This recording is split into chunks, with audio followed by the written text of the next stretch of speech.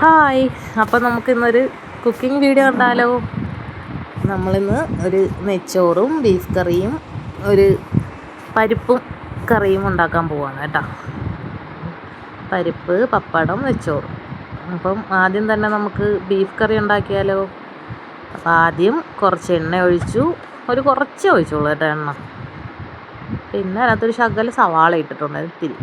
എന്നിട്ട് നമ്മൾ കുറച്ച് ഇഞ്ചിയും വെളുത്തുള്ളിയും ചതച്ചത് അതിനകത്ത് ഇട്ട് കൊടുത്തു. എന്താ വെച്ചാൽ ഈ സവാള ഒരു ഇത്തിരി ഇട്ടതെന്ന് വെച്ചാൽ ഒട്ടിപ്പിടിക്കാതിരിക്കാനാണ്. നമ്മൾ കുറച്ച് എണ്ണ ഉപയോഗിച്ചിട്ടുള്ളൂ.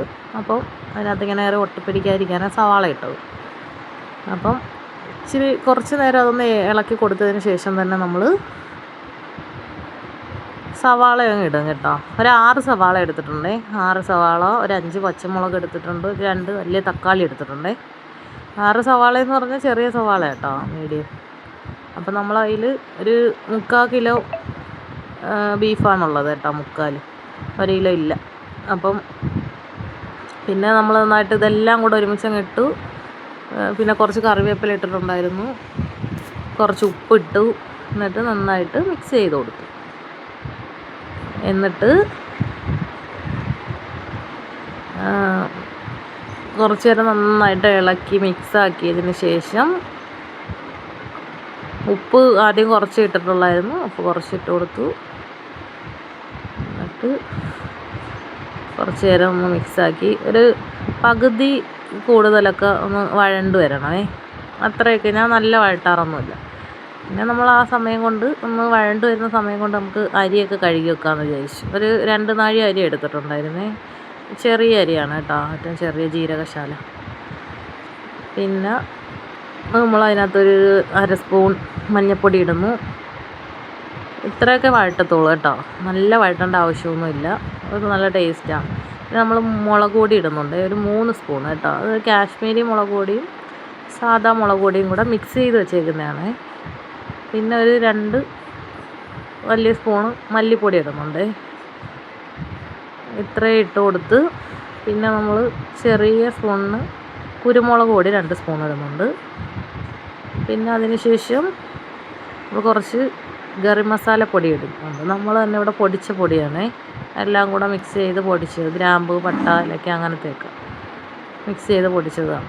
എന്നിട്ടത് നന്നായിട്ട് നമ്മൾ ഇളക്കി നന്നായിട്ട് കൊടുക്കണം. അപ്പോൾ ആ പച്ച മണമൊക്കെ ഒന്ന് മാറുന്ന വരെ ഒന്ന് ഇളക്കി കൊടുത്തിട്ട്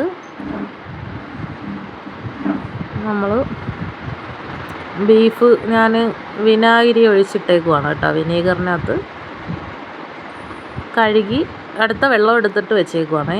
വിനീഗർ ഒഴിച്ച് കഴുകിയിട്ട് അടുത്ത വെള്ളത്തിനകത്ത് ഇത് വെച്ചാൽ നമ്മൾ അപ്പോഴിങ്ങനെ എപ്പോഴും ബ്ലഡ് വന്നുകൊണ്ടിരിക്കും. ഇത് എത്ര കഴുകിയാലും ഇങ്ങനെ വരും. വെള്ളത്തിൽ നിന്ന് എടുത്ത് ഇങ്ങനെ ഇടാമെന്ന് വിചാരിച്ചിട്ടേ. അപ്പോൾ നിങ്ങളും അങ്ങനെ ചെയ്ത് നോക്ക്, സ്മെല്ലൊന്നും കാണത്തില്ല. അപ്പം നന്നായിട്ട് അങ്ങനെ കഴുകിയിട്ട് അതിനകത്ത് വെച്ച് നിന്ന് വാരി പിഴിഞ്ഞെടുത്തിടുവാണേ. എന്നിട്ട് കാരണം അതിനകത്ത് കുറച്ച് ലിവറും ഒക്കെ ഉണ്ടായിരുന്നു, അപ്പം അതിൻ്റെ സ്മെല്ലൊക്കെ മാറും നമ്മൾ വിനീഗറിൽ കഴുകിയാലേ. എന്നിട്ട് നന്നായിട്ടൊന്ന് ഇളക്കി മിക്സാക്കി കൊടുത്തതിന് ശേഷം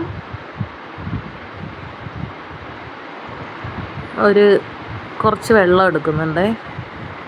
അത്രയും വെള്ളത്തിൻ്റെ പകുതി ഒഴിച്ചുള്ളൂ. ചെറിയ കിണ്ണത്തിൽ വെള്ളം എടുത്തു, അതിൻ്റെ പകുതി. നമ്മൾ എന്തായാലും ഇറച്ചിക്കകത്തു നിന്നൊക്കെ വെള്ളം ഇറങ്ങുമല്ലോ.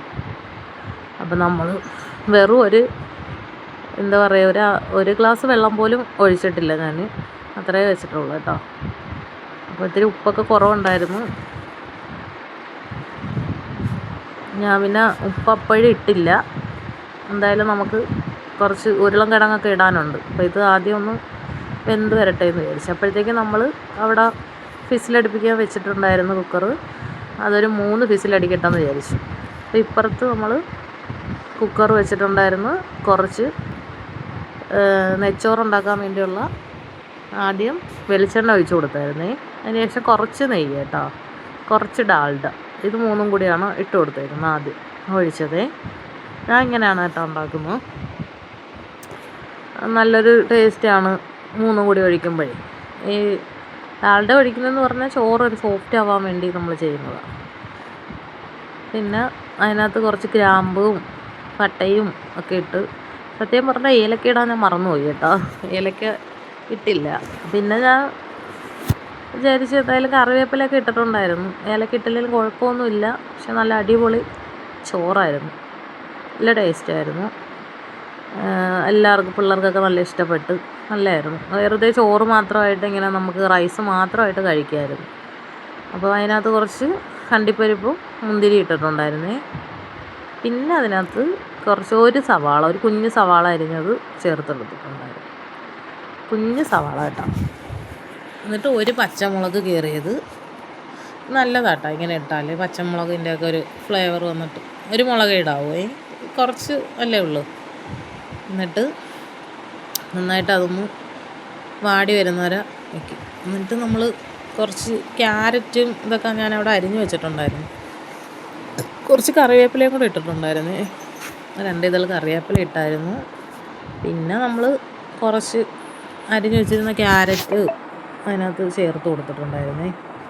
അപ്പോൾ നല്ല ഒന്ന് വാടി വന്നതിന് ശേഷം പിന്നെ നമ്മൾ ആ എടുത്ത് വെച്ചേക്കുന്ന അരി ഉണ്ടല്ലോ, അതിങ്ങനെ അതിനകത്തിട്ടൊന്ന് വറുക്കണം. നല്ല അതിനകത്തിട്ട് കുറച്ച് നേരം ഒന്ന് വറുത്തെടുത്ത്, തോനെ നേരമൊന്നും ഇടാറില്ല കേട്ടോ, കുറച്ച് നേരം ഒന്ന് വറുത്ത് അതിനകത്ത് പിന്നെ ഒരു ഇത്തിരി ശകലം നെയ്യും കൂടി ഞാൻ ഒഴിച്ച് കൊടുത്തിട്ടുണ്ടായിരുന്നേ. അത് വറുത്ത് അതിനകത്ത് എടുത്ത് മിക്സ് ചെയ്തു നന്നായിട്ട് വഴറ്റിയെടുക്കണം ചോറ്. അപ്പോൾ ഇത് നമ്മൾ വറുക്കുന്ന എന്തിനാണെന്ന് വെച്ച് കഴിഞ്ഞാൽ ഒന്നും കൂടി ഒന്ന് ടേസ്റ്റ് ആവും കേട്ടോ. ആ റൈസ് ഇങ്ങനെ വിട്ട് വിട്ട് നിൽക്കും, നല്ലതാണ്. നമ്മൾ വറുത്ത് എടുക്കുമ്പോഴത്തേക്ക് നല്ല ഇത്. അല്ലാതെ വെച്ചാലും കുഴപ്പമൊന്നുമില്ല, നമ്മളെല്ലാ രീതിയിലും ട്രൈ ചെയ്യും. എന്നിട്ട് നന്നായിട്ടൊന്ന് ഇളക്കി കൊടുത്തു. അപ്പോൾ ഞാൻ കുറച്ച് നെയ്യ്, ഇവിടെ ഒരു പാട്ടയിൽ കുറച്ച് നെയ്യ് ഉണ്ടായിരുന്നു, അത് ഞാൻ കുറച്ചും കൂടെ ഒഴിച്ച് കൊടുത്തിട്ടുണ്ട് കേട്ടോ. നെയ്ച്ചോറെന്ന് പറഞ്ഞാൽ നെയ്യാണ് കൂടുതൽ ഇടേണ്ടത്, പക്ഷേ ഞാൻ നെയ്യ് കുറച്ച് ഇട്ടിട്ടുള്ളൂ. പിന്നെ എന്നിട്ട് ആവശ്യത്തിന് വെള്ളം, ഞാൻ ചൂടുവെള്ളമൊന്നും അല്ല ഒഴിച്ചിട്ടുള്ള, നോർമൽ വെള്ളം കേട്ടോ, പച്ചവെള്ളമാണ് ഒഴിച്ച് കൊടുത്തത്. അത് നമ്മൾ ഇങ്ങനെ ഒഴിച്ചു കൊടുക്കുമ്പോൾ നമുക്ക് തോന്നും ഇത്രയും മതിയെന്ന്. അപ്പോൾ അത് വെച്ചിട്ടങ്ങ് നിർത്തും, അത്രയേ ഉള്ളൂ. അളവൊന്നുമില്ല, എനിക്ക് അങ്ങനെ കാണുമ്പോൾ അറിയാം. അപ്പോൾ ഞാൻ അത്രയും വെച്ചിട്ടങ്ങ് നിർത്തും. കറക്റ്റായിരുന്നു, വെള്ളമൊക്കെ കറക്റ്റായിരുന്നു. പിന്നെ ഉപ്പൊക്കെ നോക്കി നമ്മൾ കുറവുണ്ടെങ്കിൽ ഉപ്പൊക്കെ ഇടണം. കുറച്ച് കുറവുണ്ടായിരുന്നു ഉപ്പ്, അത് ഞാൻ കുറച്ച് ഉപ്പ് ഇട്ടിട്ടുണ്ടായിരുന്നു. പിന്നെ നമ്മൾ കുക്കർ അടച്ച് വെക്കുവാണ്.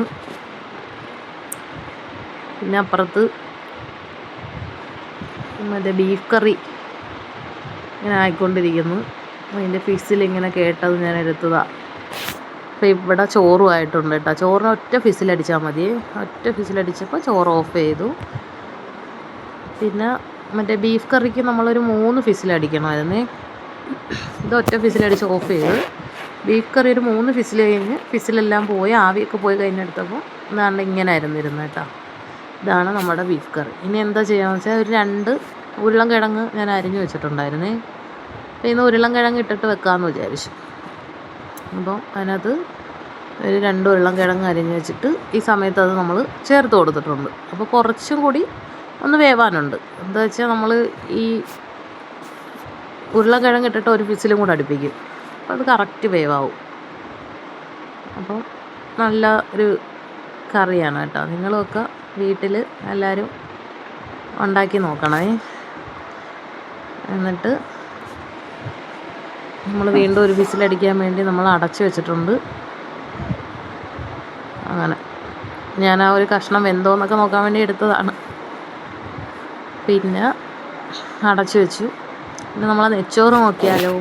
ഇതാണ് നെച്ചോറ് നല്ല സെറ്റായി വന്നിട്ടുണ്ട്. നല്ല അടിപൊളിയായിരുന്നു, നിങ്ങൾ ട്രൈ ചെയ്യണം. ഇതാണ് നമ്മുടെ നെച്ചോറ്. പിന്നെ നമ്മൾ അടുത്തത്, അത് ഞാൻ വീഡിയോ എടുത്തിട്ടില്ല, കുറച്ച് പരിപ്പ് കറിയൊക്കെ വെക്കുന്നുണ്ടായിരുന്നേ, ഇടയ്ക്കൂടെ അതും ചെയ്തിട്ടുണ്ടായിരുന്നു. പിന്നെ നമ്മളത് നന്നായിട്ട് അവിടെ അടച്ച് വെച്ചു. പിന്നെ മറ്റേ ബീഫ് കറി എന്തായാലും അപ്പോഴത്തേക്ക് ബീഫ് കറി ആയിട്ടുണ്ടായിരുന്നേ. അപ്പോൾ ഇതാണ് ബീഫ് കറിയുടെ ഫൈനൽ സ്റ്റേജ്. അടിപൊളിയായിരുന്നു, ഒരു രക്ഷയില്ല, സൂപ്പറായിരുന്നു. നന്നായിട്ട് ഇളക്കിയൊക്കെ കൊടുത്ത് അത് നമ്മൾ ആ കഴിക്കുന്ന ടൈം ആകുമ്പോഴത്തേക്ക് വീണ്ടും ഇതൊന്നും കൂടി ഒന്ന് കുറുകി നല്ല സെറ്റായിട്ടിരിക്കും. പിന്നെ ഞങ്ങളൊരു 1:30 ആയപ്പോഴത്തേക്ക് ഫുഡ് കഴിച്ചു. അപ്പം ഇതായിരുന്നു കറിയുടെ ഒരിത്. അപ്പം നെച്ചോറിൻ്റെ കൂടെ കഴിച്ച ബീഫ് കറി. അപ്പം നല്ല രസമാണത്. പൊറോട്ടയുടെ കൂടെയും പത്തിരിയുടെ കൂടെ ഒക്കെ കഴിക്കാൻ നല്ല ടേസ്റ്റാണ്. എല്ലാവരും ട്രൈ ചെയ്യണം. അത് മക്കൾക്ക് കൊടുത്തതായിരുന്നു.